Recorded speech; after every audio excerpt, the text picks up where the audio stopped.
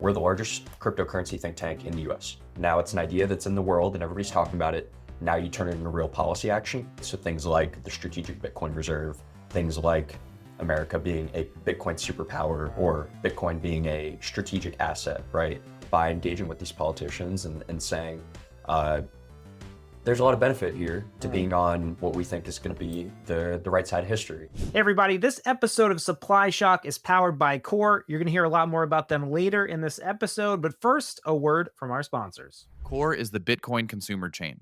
Stake your Bitcoin, explore Bitcoin DeFi, and earn rewards today. Visit stake.coredao.org/blockworks. You'll hear more about them later in the episode.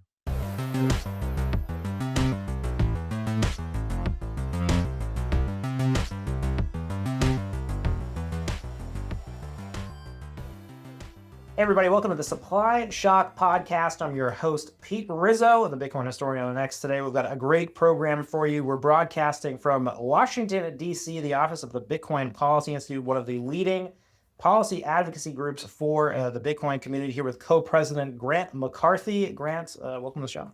Thanks for having me. Grant, obviously a ton of stuff going on in Washington, really the hotbed for Bitcoin and crypto conversation. Maybe let's just walk back and, you founded this group that's now founded itself at the center of American political discourse in a couple years, kind of gone from something that was an idea from some passionate Bitcoin people that is now you're influencing actual policy in Washington. What's that been like and how's that journey been? It's been a wild ride. We started the Bitcoin Policy Institute roughly 4 years ago, something like that.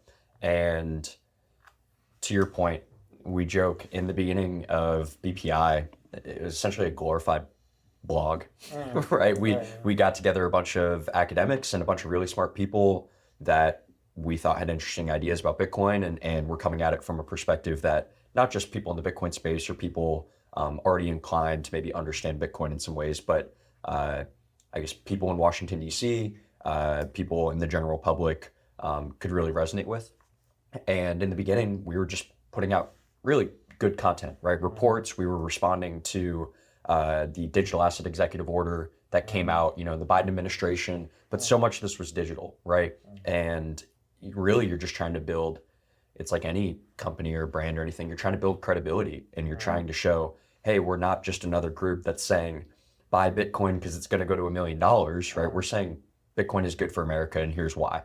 So in the early days, you're building credibility as an organization. And eventually, I guess there's an inflection point, there's a tipping point where that credibility, people start asking, hey, what do you think about this bill that we're writing? What do you think about this policy? How should we be thinking about this? And you become more involved in those behind the scenes conversations. And we're now at the point where pretty much anything, Bitcoin related in DC, two things. We're either involved in those conversations about, shaping that idea, or what's been very cool to see is the ideas that we've been pushing for the last few years are now shaping ultimately the policy that we're seeing, right? So things like the strategic Bitcoin reserve, things like America being a Bitcoin superpower or Bitcoin being a strategic asset, right? We've been saying the same thing for years now. And it's very cool to see some of those ideas really catch hold. Well, I remember we met, I don't know if you remember this, at Bitcoin 2022, that conference, and the big narrative back then was about the midterm elections, and you really started to see the first politicians emerge. You got Erica Rhodes out in California. I believe you got a few different people out in Ohio, but a few different races in the Senate and the House where people started to kind of brand themselves as pro-Bitcoin, but it was very early. What was it like getting involved at that time? Obviously, those races weren't hugely successful, but how did that set the tone for what we're seeing now? It was really important. In some ways, we're always early in Bitcoin, right? But in 2022, we were an election cycle too early, essentially, right? And we recognized there's going to be a carrot and stick here. There's a bunch of money in this industry, in this space, and eventually it will be mobilized politically. And so we really tried to get that ball rolling by engaging with these politicians and saying, there's a lot of benefit here to being on what we think is going to be the right side of history, essentially. And if you do this now and you're one of the first movers, there are a lot of people who have made a lot of money over the last number of years who'll be very happy to see that and will likely support your efforts. So yeah, in 2022, there were a number of politicians on either side of the aisle who started to look at crypto broadly, and some of them focused on Bitcoin specifically. And I think, like you said, unfortunately, not all of those races were super successful. But ultimately, millions of dollars worth of Bitcoin and crypto money did get mobilized that election, and it was the first time that people really saw, okay, there's something here. So even if it wasn't successful in getting, 20 people elected, there were so many articles written about crypto spending during the midterms. I remember doing an interview with CNBC, like their primetime program, in DC on national television, right, in 2022, talking about midterm spending. And so there was interest, right? What is this crypto industry? How are they going to be involved, right? And all of that set the groundwork for ultimately what we saw in 2024, which was over $200 million in election spending from the Bitcoin and crypto industry across the presidential, Senate, and House races. So let's talk about that spending, because obviously it's been a big political focus now, just how the industry mobilized, how much capital was deployed. I mean, do you see this being, is this money that's going to be continually put to work? Does the industry stay actively involved in DC, going forward? Or what's that like, kind of maybe bridging that process? This is kind of the constant political challenge, right? And this is unfortunately why a lot of people don't really love DC, which is the incentives are set up in such a way where if you give the groups that give you money exactly what they want too quickly, right, then they don't have an incentive to give you any more money, right? Yeah. So there's this like trickle effect essentially where you need to give droplets here and there of good things, right? And I think that's what the current administration seems to be doing, right? They made these promises on the campaign trail, and they're coming through with these promises.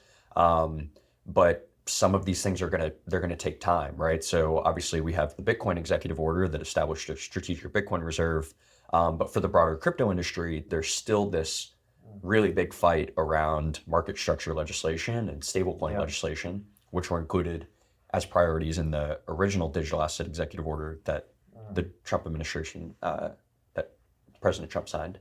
So those fights are still ongoing, which means the crypto industry is heavily incentivized to continue spending, right?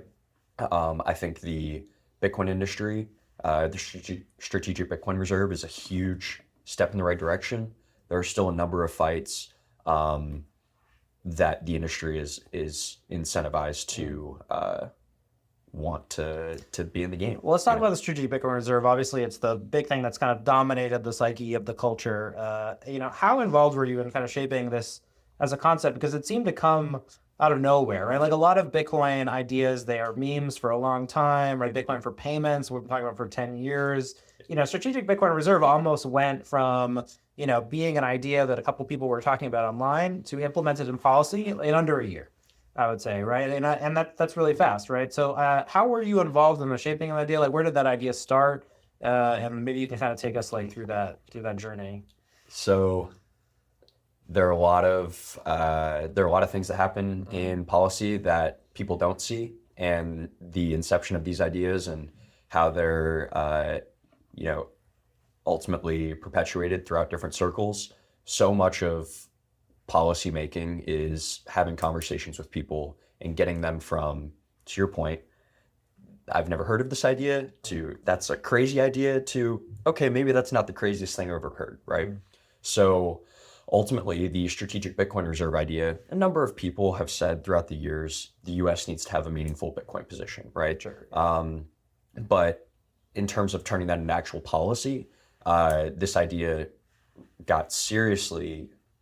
Seems like it was the Nashville conference was the big in July of 2024. Yes. That was kind of like the big unveil. And so in the months prior, without going too in the weeds here, there were a combination of Bitcoiners who really said, hey, this can be one of the flagship policy priorities, because so many things are downstream of basically if the US government owns Bitcoin, buys and holds Bitcoin, a lot of these other problems that we've seen where the US government is kind of maybe acting in an actively hostile manner to Bitcoin, our thesis was that those would essentially wash away if the United States has a vested interest in the proliferation of this technology, right? So based on that thesis, we asked ourselves, well, what's a specific policy action that, could result in the US having a vested interest in the proliferation of Bitcoin beyond just, hey, there's a bunch of mining happening here, or a bunch of US citizens own Bitcoin already, right? What's the next step? So there's the Strategic Bitcoin Reserve. I credit Senator Lummis's office for really like taking this idea and turning it into actual policy language. There were a number of conversations that were had with both administrations, actually, or potential administrations, so the Democratic presidential campaign and the Republican presidential campaign, about this idea. And ultimately what we saw is, now President Trump, but when he spoke at Nashville, he and his team took this idea seriously. They said there's something here. They made this a policy priority. And then our work from beyond that point, now it's an idea that's in the world and everybody's talking about it. Now you turn it into real policy action. And so we spent so much time turning this from cool idea to legitimate policy idea that can be taken seriously at the highest levels. So we've put out, to my knowledge, the only really substantive reports on a strategic Bitcoin reserve, why it's valuable for the US, like real deep research white papers on these on this topic. And you're bringing that to all these different stakeholders in DC. You're talking people through this. Here's what this idea means. Here's how it works. And ultimately it results in what we saw, the executive order. But the devil's in the details, and that's really what a lot of Bitcoin Policy Institutes. Yeah, maybe we could talk a little bit about the details, because I'm curious. The Bitcoin Policy Institute has become so much larger, right? It was a couple people in the early days. Now it is much larger. You have this big network of fellows. Yeah.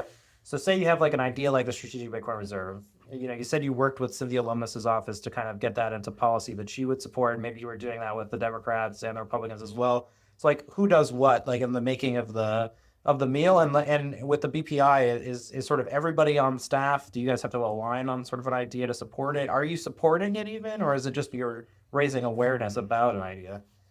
Well, that's a really good question. So a couple things. BPI is now, we're the largest cryptocurrency think tank in the US. So we've got around 15 people on our core team. We've got a couple dozen fellows. There are around 40 total people who are part of like BPI broadly. And to your point, what I said earlier, we started as a glorified blog. So we've really grown and matured as an organization. And there are a lot of conversations around, when you're a think tank, our fellows say plenty of things, and they're not necessarily the views of the Institute broadly, right? Yeah. So there's this conversation where, all right, a fellow can publish something and that's their idea, and we're simply platforming that idea. That's what we do. We participate in the marketplace of ideas. We're a think tank, right? But there was this decision and a lot of conversations about, okay, at the end of the day, we are a group that thinks Bitcoin is good for America.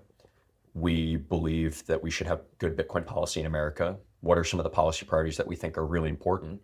So we fight for self-custody. We fight for the right to mine, right to privacy, right? So there are a few kind of four core fundamental tenets that we really advocate for as part of BPI. And there was this decision that had to be made of, do we put this out there and it's something a couple of our fellows believe, or do we ultimately say that this is, BPI is endorsing this? And so we aligned as a team. We went through the benefits and drawbacks and ultimately the impacts of this policy, and our team was aligned.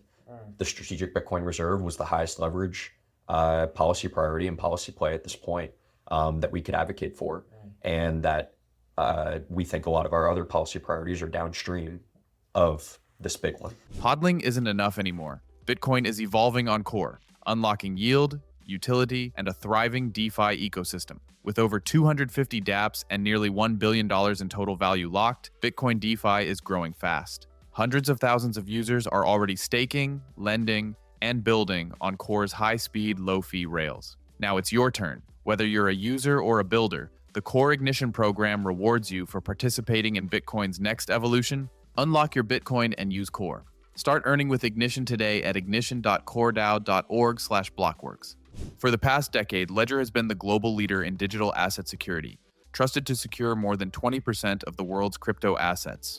Celebrating 10 years of innovation, Ledger is making digital ownership more secure and accessible with their latest products, Ledger Stacks and Ledger Flex. These wallets feature the world's first secure touchscreens, simplifying your digital transactions while ensuring uncompromising security through Ledger's secure chip and proprietary OS. Plus, With the Ledger Security Key app, you can say goodbye to traditional passwords and step up your digital protection.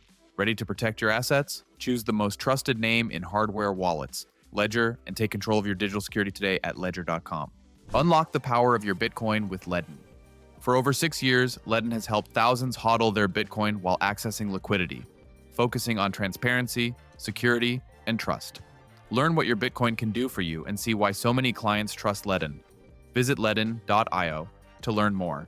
So are you sort of, and again, I don't know how close you are to the administration and kind of people, obviously there's a lot of overlap, and the cabinet is full of people who spoke at the conference, maybe had interactions with your institution as candidates in the marketplace, whether it's Vivek Ramaswamy or RFK or those types. So when an executive order comes out, obviously with the Strategic Bitcoin Reserve, are you having interaction with the administration about this? I mean, obviously that was a unique event. It came together in a, it seemed like a real-time type of way where, a Sunday afternoon, Trump posts on Truth Social, we're going to do a strategic crypto reserve. By the end of the week, there was a strategic Bitcoin reserve. Yep.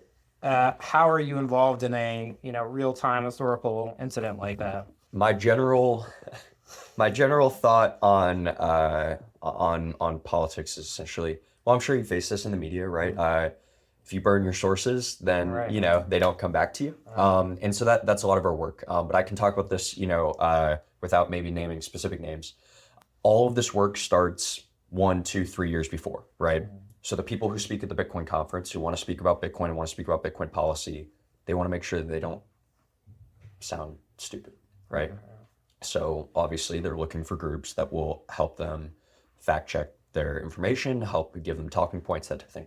So we're heavily involved in a lot of the political messaging around Bitcoin that you see at a number of different events, right? So we're working with these people years before maybe they get some pretty significant positions when they're first kind of dipping their toes into Bitcoin. So you build that trust, you build those relationships, and then lo and behold, President Trump is now in office, and a number of these people that we've been speaking to, and again, we speak to people on both sides of the aisle. Like, we're a nonpartisan group, so we're building these inroads and relationships with anybody and everybody who wants to talk Bitcoin. Those people assume office or get into power, and they look back and they go, okay, who are the people that I trust to give me good information?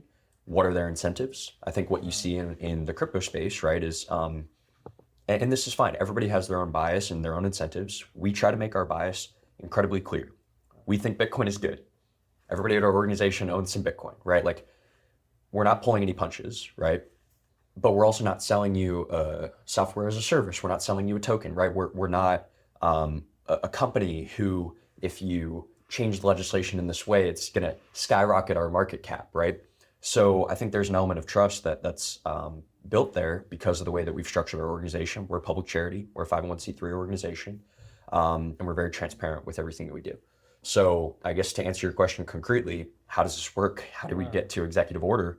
We put a draft executive order in front of the administration that allowed them to establish a strategic Bitcoin reserve. And that's something that we had a number of conversations with people in and around the administration on what could this look like? How could this be done? What are the stakeholders that need to be bought in? What are the details? And so I'm not going to say that we're the only cook in the kitchen there. As you mentioned, at one point there was conversation of a crypto strategic reserve and a number of other coins that were mentioned. So clearly there are other stakeholders involved in these conversations. I think our value has always been, we're a nonpartisan group, we're not a company, and we're able to help you get into like the nuts and bolts of what this looks like policy-wise. And I think we're at that point of this administration, they're already pro-crypto. They're already pro-Bitcoin. They've said that. Right. So now that they want to know how they can be as specific as possible, action-oriented, detailed as possible, and that's where we've been able to come in kind of time and time again. So with the SBR now, obviously there's a lot of people who, we have a strategic Bitcoin reserve. We don't know how much Bitcoin is in the reserve. We know that there's an audit ongoing. And so now there's a lot of proposals about how to make this actionable. So it's how much, how often, and how do we actually start to securing, right? We're at the how stage of these issues. So now that we're here, where you have people like Michael Saylor kind of calling for the administration to buy, 5 million Bitcoin. You have Cynthia Lummis with her bill to put 1 million Bitcoin out there. So from a BPI perspective, now that we're at the how stage, do you have a specific view on the how, or how do you work with the marketplace of ideas that are now trying to come to a consensus on this? Because it does seem like you have 12, senators or 12 Congress people who are now endorsing this. That's a start, but obviously there's, 100 senators and 200 and something congressmen, right? So there's a lot of consensus that needs to be built. So how are you interfacing with this? Now are the numbers. Do you come up with a number and you say, okay, here's what the BPI thinks, or like how does that work? The way that we've approached this is a lot of our work is private meetings, conversations, you put together reports, you educate people, that type of thing. Some of the biggest value that I think BPI offers is convening spaces for a number of these ideas. So on March 11th, we hosted Bitcoin for America, which was this private forum pretty much to discuss exactly what you're talking about, the details of what does a pro-Bitcoin America truly look like. And from a strategic Bitcoin reserve perspective, what does custody look like, right? Are we going to be using qualified custodians? Is the United States government Right, I think going you to had be... Nick Newman from CASA and some other people there. Yeah, Nathan McCarty from Anchorage, right? Mike Belshi from BitGo, right? And they're discussing who should be holding these coins, right? What should the custody situation look like? And again, different companies and different organizations have different interests, right? And we want those to be expressed. And so we gave people a platform. We had, I think, over 250,000 people watching the live stream. The live stream was sent to a number of different congressional offices. We had a number of people from the administration, both like participate in the event, watch talks from the event. So there's conversations about how much Bitcoin should the U.S. government buy. The executive order calls for budget neutral ways to buy Bitcoin. So we're exploring what are some budget neutral ways.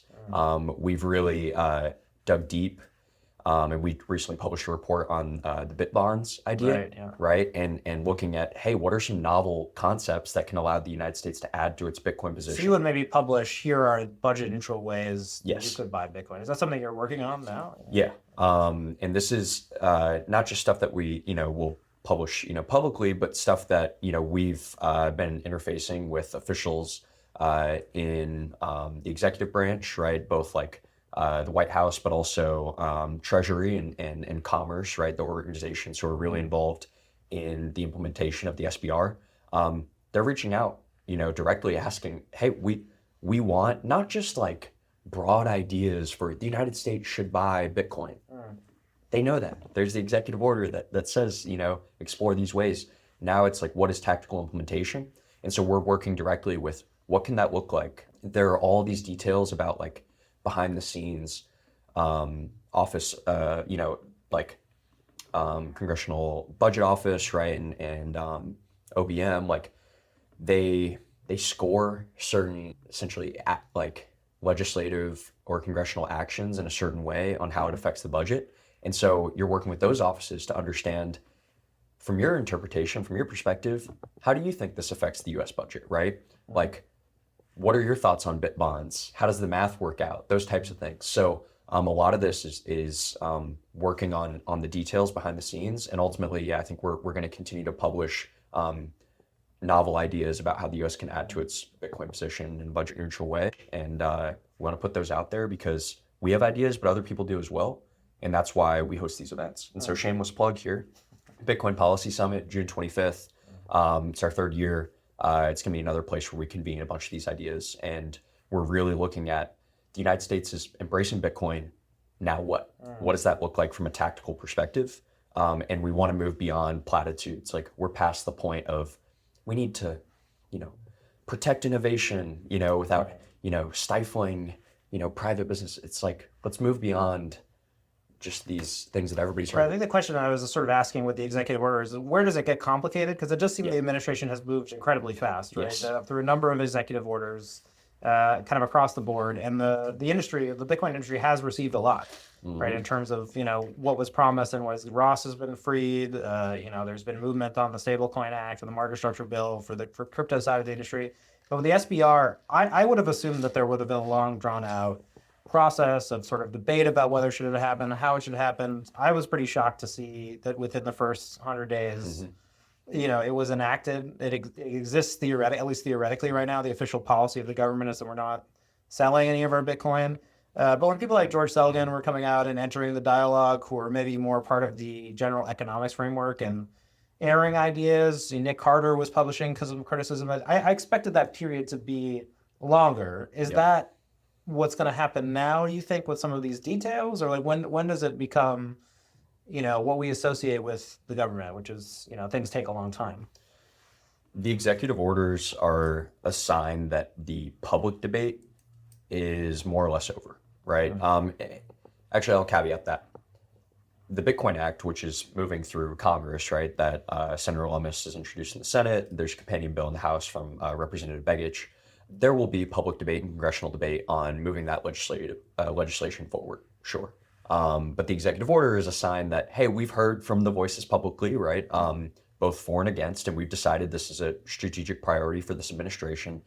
And now what that means is the people whose opinions really matter are the people implementing it and the people behind the scenes. So to your question of where does this get complicated, where does this get a little hairy, you need buy-in ultimately from the agencies that are going to be responsible for buying all of this Bitcoin, right? So what that means is Department of Treasury, for example, right? Secretary Bessent needs to feel comfortable with whatever that mechanism is of buying, and how it's going to impact, global markets. Obviously, right now we're in the midst of a tariff war, which has its own millions of, impacts and externalities, right? So it's balancing a Bitcoin buy in the midst of everything else that's going on in the world. And ultimately, we can be involved in those conversations, other people can be involved in those conversations, but you're really going to need buy-in from people at the highest levels of these agencies who say, I feel comfortable with the benefits and the risks associated with this amount of Bitcoin purchase, and now we're going to do it, right? So we've won the public battle, right? That's the thing, the public debate, the debate of ideas from March of 2024 to now, right? A year, to your point of the SBR kind of being incepted to where we're at now, we've done that part. Now it's details time. The only thing better than stacking sats is staking them. With Core's self-custodial Bitcoin staking, you can earn yield on your BTC without ever giving up custody, no new trust assumptions, no counterparties, and no slashing risk. Still your keys, still your coins, now your yield. Here's how it works. Lock your Bitcoin on the Bitcoin network. Help elect a Core validator and start earning Core rewards, passively, securely, and without risk to your principal. And with dual staking, you can boost rewards by staking Core tokens alongside your Bitcoin. Institutions can also tap into Bitcoin at scale with top custodians. Don't let your Bitcoin sit idle, put it to work. Visit stake.core.dao/blockworks to start staking today. For the past decade, Ledger has been the global leader in digital asset security, trusted to secure more than 20% of the world's crypto assets. Celebrating 10 years of innovation, Ledger is making digital ownership more secure and accessible with their latest products, Ledger Stacks and Ledger Flex. These wallets feature the world's first secure touchscreens, simplifying your digital transactions while ensuring uncompromising security through Ledger's secure chip and proprietary OS. Plus, with the Ledger Security Key app, you can say goodbye to traditional passwords and step up your digital protection. Ready to protect your assets? Choose the most trusted name in hardware wallets, Ledger, and take control of your digital security today at ledger.com. If you've been around Bitcoin for long enough, you've heard the term HODL and the name Ledn. Ledn has been the go-to specialist in Bitcoin lending for over 6 years. Ledn helps you unlock the liquidity of your BTC, allowing you to HODL while still accessing the wealth of your Bitcoin. Ledn has been battle-tested with a focus on transparency, security, and trust. This has allowed them to build a proven track record of client success and security, helping tens of thousands of clients harness the value of their digital assets with confidence and peace of mind. Learn for yourself why so many clients trust Ledn by checking out Ledn's Trustpilot or their reviews on social media. And to learn more about what your Bitcoin can do for you, check out ledn.io. So I'm curious with the, maybe talking more about the general cryptocurrency acts that are in place, maybe specifically the stablecoin bill, the Genius Act. So this is something that's kind of on the peripheral of Bitcoin, right? It doesn't involve Bitcoin as a technology per se, but it has huge impacts on the marketplace, right? Obviously, if you think about the market for US dollar stablecoins, this has implications for America's kind of, battle with China on the global stage for dominance, has implications for developing nations that are, maybe dollarized by kind of these exports. Is this something that BPI looks at, or is this just viewed as kind of it's not a Bitcoin thing, and so we don't take a policy view on it? Like, how do you think through something like the Genius Act?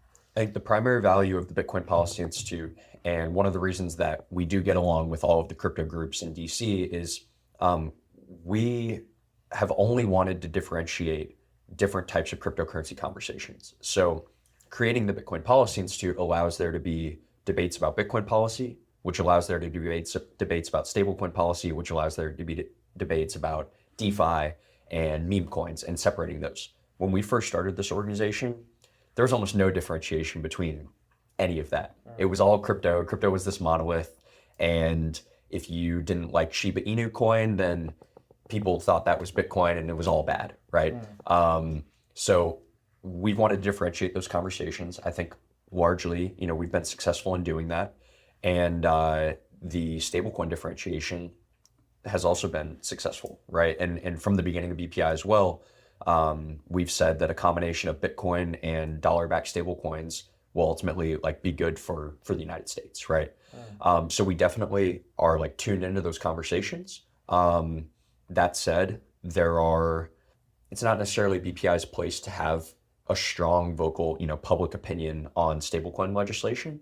We think stablecoins are good, and we think ultimately that competition is good, and we also want consumers to be safe and be able to use these things in a safe, transparent way.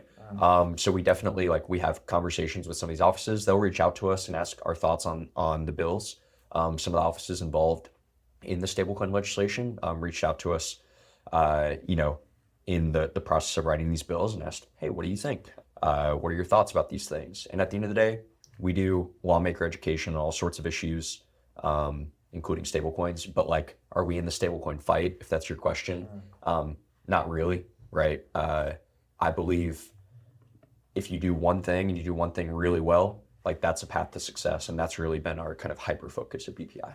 Well, maybe to ask this question another way, it does seem like it's obviously has impact for prioritization as well, right? Because Yes. I do get the sense from the crypto industry, right? When Brian Armstrong is on CNBC in Washington, D.C. with his suit, he's talking about market structure and stablecoin bill, and you're maybe not hearing him talk about the strategic Bitcoin reserve or that piece of legislation. So is there sort of an effort from the BPI to kind of make the SBR more of a priority? Do you see the crypto industry as maybe thinking that it's less of a priority than the stablecoin and market structure bill? How does that work? I think the latest Bitcoin executive order that established the reserve was a result of a number of people, not just us, making the case that the SBR was the easiest way to put points on the board, right? Because it was the thing that the most people in the crypto industry could get behind.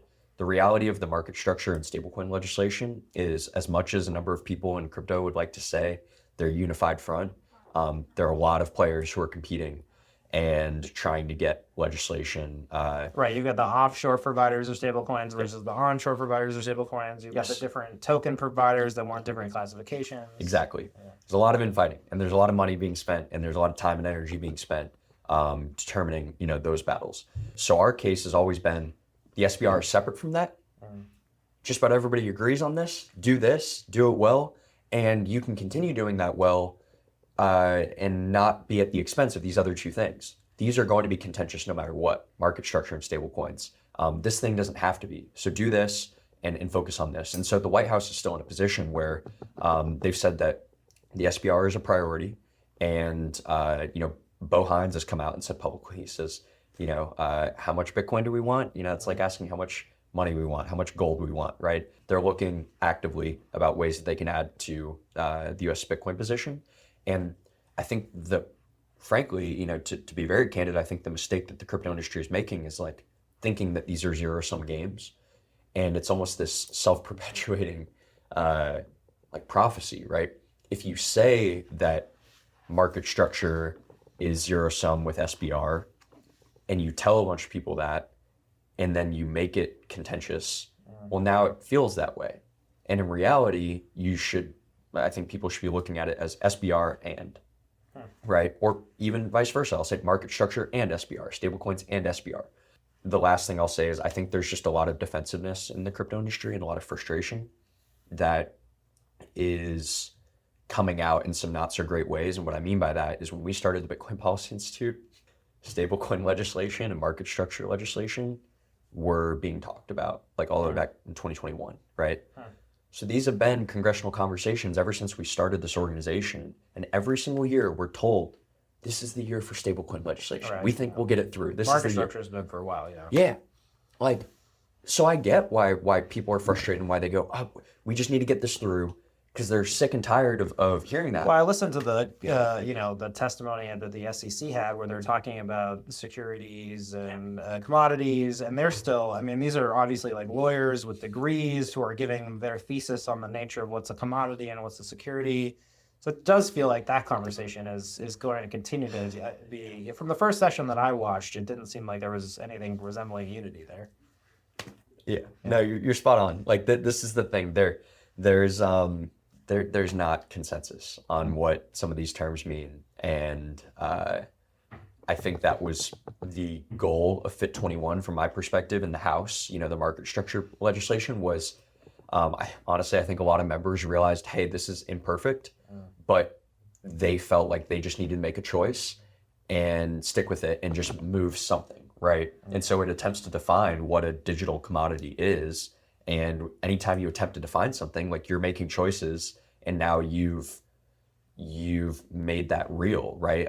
I think when I look back at Gary Gensler's tenure in the SEC, one of the things that I noticed, like in real time, is probably one of the reasons that he didn't come out and say, here's what a digital security is, right?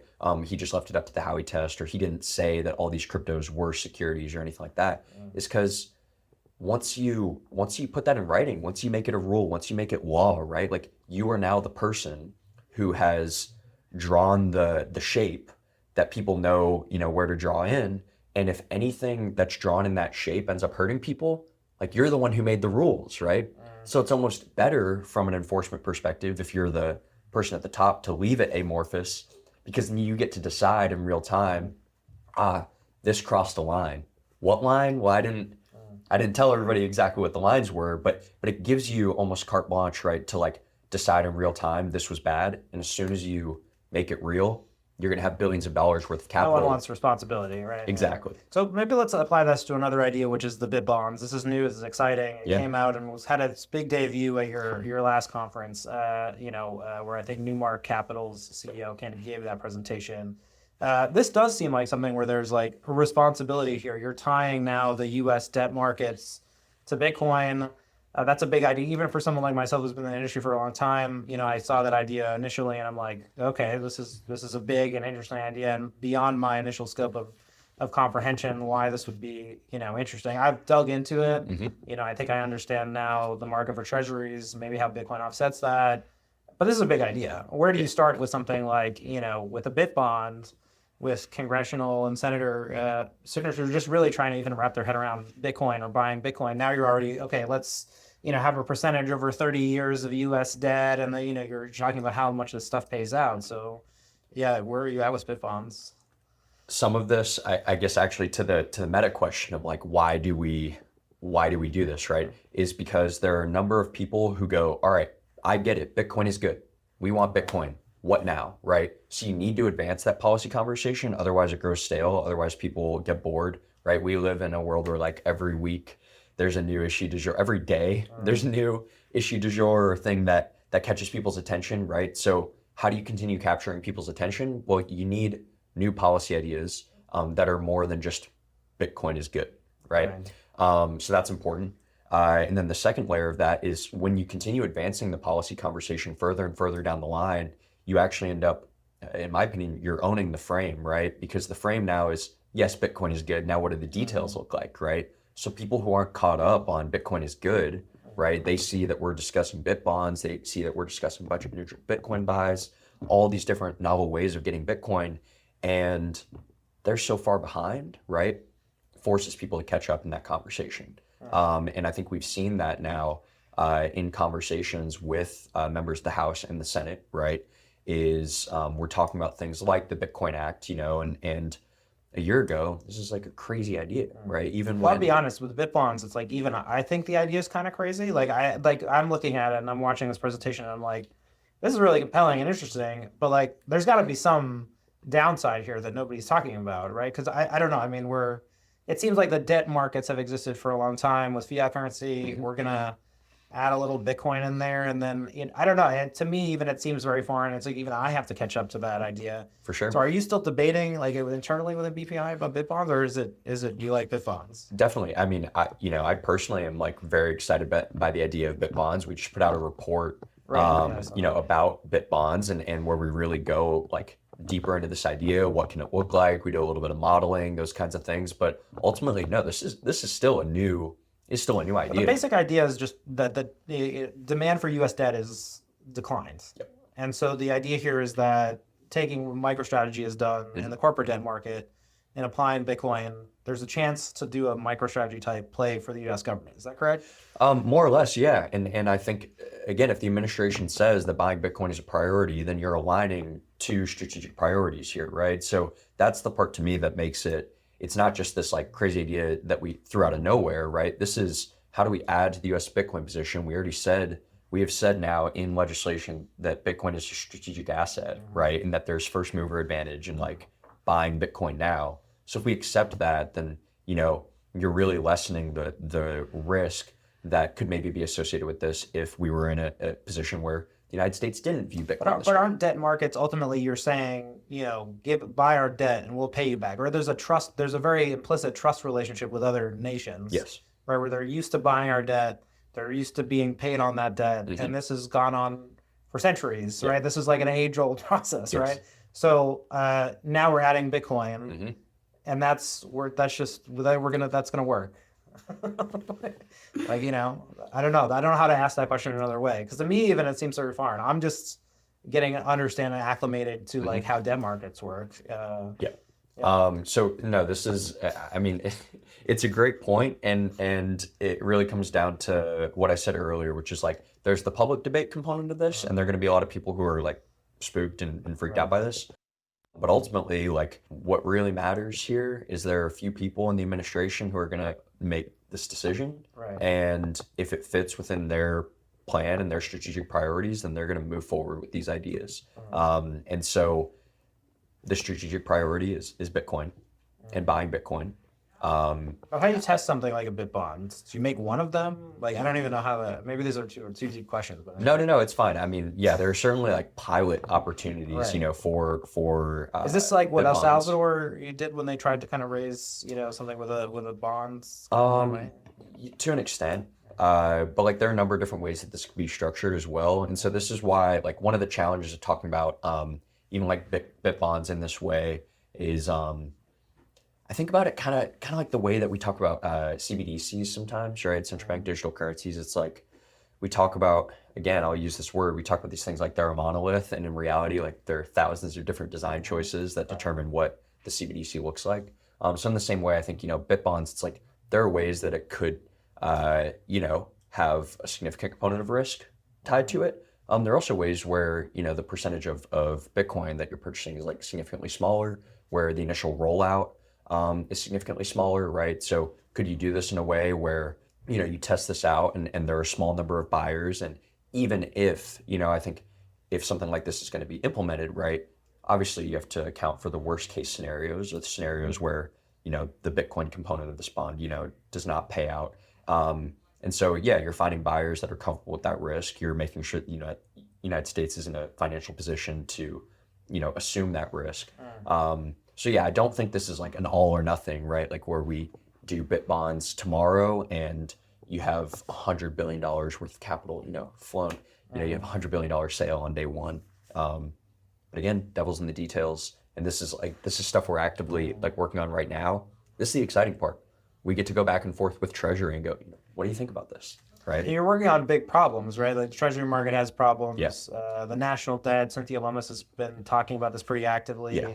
Getting people to think that it's a problem and that it's addressable is a new, even maybe a new concept, right? That's such a good point.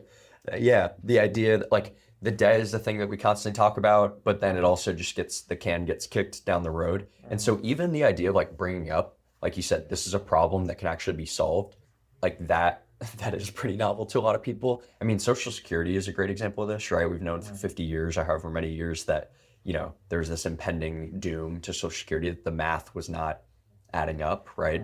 But the way our political system works, right, for 2, 4, 6 year election cycles, nobody's incentivized to be the one to, raise taxes or lower benefits or whatever the solution to Social Security is. So they go, we'll deal with that later, right? Nobody wants to take the heat for short-term pain, for long-term benefit. So we're in a similar situation with the debt, right? And ultimately, like, the big thing that we're trying to help people realize is, hey, you have this tool in your tool belt or your toolbox, right? Bitcoin, that you haven't thought about as a tool before, that you haven't had as a tool before. What are some novel ways that this can be utilized? And so the debt is like the big problem, that we're thinking about. But yeah, I mean, Social Security is another example. There are people who have posed that idea, It's just interesting to me that the Bitcoin conversation is now so deep in U.S. fiscal policy. Yeah. It's just in a level that I could have never even imagined like 3 or 4 years ago. And also how quickly that's happened, right? You're really talking about like the national budget on a long-term scale, some of the largest problems in America, ever, right? Like, as a nation, we're only like, I think we're coming up on what, the 270, 250? So Social Security, these are some of the biggest problems like America has ever faced.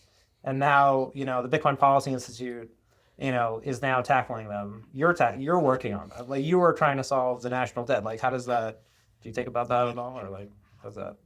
Yeah. At a certain point, right? Like, go big or go home, right? Yeah. Like, we really believe in Bitcoin. We wouldn't be doing this if we didn't. And then one of the exciting things about being an organization like this is we have the freedom and the opportunity to tackle really large problems. And yeah, when you see an opportunity, go for it, essentially. So this political moment is ripe for ideas, ultimately. And I think a lot of people are frustrated by the status quo. They're frustrated by this like slow march toward death that a lot of people seem to be, the American decline, right? Yeah. So why not, right, explore huge ideas? Why not look at some Hail Mary opportunities, right? Because the alternative is slow decline, right? And there are going to be some people that really freaks out. There are going to be some people who go, I just don't want to think about that or deal with that. We're going to force those conversations because, to your earlier point, not enough people are even having those conversations. So even if some of our ideas never proliferated, right? It's like we have the strategic Bitcoin reserve, but like even if that didn't happen, we forced Bitcoin to the forefront of the conversation as a strategic asset for the United States, which has all of these effects about the way that we're even talking about Bitcoin, right? We went from it's a threat that we need to ban. Like, that's why we started BPI. It's because that was the prevailing narrative in Washington, that Bitcoin was scary, bad people were using it, and there were lawmakers who were actively calling for a ban, right? That was not that long ago. So for the conversation to have shifted to this language of strategic asset, that is valuable in and of itself, regardless of, if Bitcoin solves, the national debt problem. Maybe it does, maybe it doesn't. But, it's our perspective that like Bitcoin is valuable, frankly, regardless of that. And embracing it is going to lead to good, regardless of where on that spectrum the United States embraces it. Well, I got to hit you with a personal question before we wrap up. Go for it. You've been in DC now for a couple of years. How has your perception of politics, changed since you've been here? You're obviously a Bitcoiner. You had, you had big ideas. You've now been. This is where it happens, right? You're in the rooms where it happens. What are your takeaways, I guess, or how's that experience been for you? Oh man, I tell people, like, depending on when you catch me, on what day, I'm How either optimistic you are. Yeah. And some days I'm really jaded. I think, unfortunately, some of the worst parts of politics and policy, like, we face them all the time. And unfortunately, there are a lot of self-interested people. There are a lot of just bad things that happen in politics, and people who are, like I said, just looking out for themselves and not necessarily, looking out for their constituents or doing what, they actually think is best, right? They're following the money or whatever it is, right? And there's some days where I get very jaded by that. And then there are other days where I go, okay, we understand this game, essentially, the way that the world is. We understand, and I think Bitcoin is a crash course in this, that if you understand people's incentives, then you can work with that, right? And you can at least find ways for people to work together. And so recognizing that, right, it at the very least helps me feel and our organization feel like we have agency. One of the things that we say at BPI all the time is like, you can just do things. And the way that our Democratic Republic is set up is that there are a number of levers you can pull and a number of people you can speak to, and that if your ideas are good enough and you get enough money involved and you host enough events and do enough podcasts, right? That crucial part. A crucial part. No. And I say that as a half joke because the reality is, like, people want eyeballs, people want votes, people want to get reelected, people want their name to go down in the history book, right? So it's all part of this like thing where in a vacuum you can eye roll about any individual one of them, but together it's actually a system that more or less makes sense and that allows you to have a pretty insane amount of impact for, again, what a few years ago was a glorified blog. Well, yeah, it's already been, I would say you've been active for 3 or 4 years. Like, for you to have this success where, you're impacting policy that's actually happening, is being enacted, is just like so impressive, right? What the organization has done, and even the environment, because there were all these other crypto type firms that were doing it. And as you said, like the inability for some of that stuff to come to fruition. So maybe we'll kind of tie it up here. Everybody's looking towards August. Yep. Bernie Moreno came out, said he wants to get things done by August. Bill Hines has kind of, echoed this. This is the administration, drumbeat right now is Market Structure Genius Act, SBR by August. Your thoughts? Is that achievable? Does that happen? We will see. This is, and now you've caught me, maybe I've turned a little more jaded. I'm a little more jaded. I've been here since 2021. This is the year for stablecoins. This is the year for market structure. So I'm personally at the point where I'll believe it when I see it. Luckily, we do have, a lot of really great people in Congress who are pushing on this really hard. Yeah. And they're spending a lot of time and energy moving this thing forward. Obviously, there's a lot of other stuff happening in the world right now. And that's the challenge of DC constantly, is like you are constantly at the whims of wherever the wind is blowing. And right now the wind is blowing really hard, and it's not necessarily blowing in a crypto direction. But a week from now that could change, right? So I don't know. We'll see. We're going to keep pushing on a number of things that we're going to keep pushing on. I think the thing to remember is like democracy, like democratic systems move slowly on purpose, right? This is the whole point of our system, checks and balances, things like that. The executive orders and some of the things that have happened, to your point, happen really fast. And that's awesome. Already got Trump today talking about replacing Jerome Powell. Yeah, I mean, things are moving incredibly fast, and that's a result of a number of different things. Second term, just so many different things are leading to things moving this quickly. But I always zoom out and I remind myself, Bitcoin is 16 years old. Right? Yeah, barely. Yeah, barely. So yeah. The idea that our organization has been around for, a quarter of the time that Bitcoin has been around, and we're already here in these conversations, and even the rest of the crypto industry, it's like, they're not 16 years old, right? They're half that age, right? Yeah. So 8 years into these coins and tokens and companies' existence, and they're having like senators and House reps at the highest levels of leadership trying to move forward their legislation, that should be viewed as an insane win rather than, it's taken another few months, Yeah. Like we need to remind ourselves not everything is like TikTok or Twitter where, again, the issue changes every week, right? Policy conversations and industries, frankly, like this, like this is not common for industries to move this quickly and have legislation move this quickly. So. Grant, appreciate your time. Where can people find out more about the Bitcoin Policy Institute? btcpolicy.org. That's our website. Twitter @btcpolicy.org. We've got our Bitcoin Policy Summit June 25th in Washington, D.C. Yeah, just go read our stuff. It's pretty dense, but it's a good time. All of our fellows, they're doing podcasts. You should do some And you can podcasts with contribute, them. right, as a fellow? Like, are you accepting fellows? If you're somebody who's got interesting ideas about Bitcoin and you're looking for a place to platform those ideas and to go deep, like that's what we do. So please reach out. Come to our event in DC in June. We're going to be doing a bunch more stuff. But if you're interested in Bitcoin policy, it's in our name. Check it out. If you're still watching, smash that subscribe and hit that like button. If you're on X, feel free to give us a retweet or comment. This has been Grant McCarty, co-president of the Bitcoin Policy Institute. It's been Supply Shock, a Blockworks podcast.